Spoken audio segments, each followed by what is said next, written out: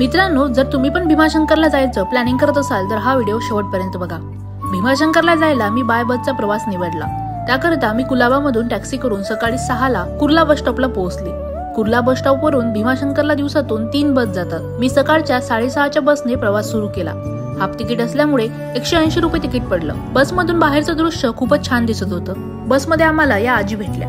आजींसोबत गप्पा मारत मारत आम्ही कधी भीमाशंकरला पोहोचलो आम्हाला समजलंच नाही। हे आहे भीमाशंकरचं बस स्टॉप। बस स्टॉप पासून मंदिर अगदीच जवळ आहे। मंदिराकडे जाताना वाटेत आपल्याला प्रसादाचे बरेचसे दुकानं दिसतात। भीमाशंकर हे 12 ज्योतिर्लिंगापैकी एक आहे। हे ज्योतिर्लिंग पुणे जिल्ह्यातील खेड तालुक्यात आहे। या मंदिराच्या परिसरात घनदाट अभयारण्य आहे। मंदिरामध्ये जास्त गर्दी नसल्यामुळे जवळपास 15 मिनिटांमध्ये आमचं दर्शन झालं। पण इतर वेळेस मात्र मंदिरामध्ये खूप गर्दी असते आणि दर्शनाला 3-3 तास लागतात। हेमाळपंथी पद्धतीचे हे मंदिर सुमारे 1200 ते 1400 वर्षापूर्वीचे आहे। मंदिरात खूप सुंदर असं नक्षीकाम पाहायला मिळतं। दर्शन करून सभा मंडपाच्या बाहेर आल्यावर आपल्याला सुमारे 5 मन वजनाची ही घंटा दिसते। चिमाजी आप्पांनी ही घंटा भेट दिल्याचे सांगण्यात येते। भीमाशंकरला आल्यावर तुम्ही इतर स्थळे सुद्धा इथे पाहू शकता।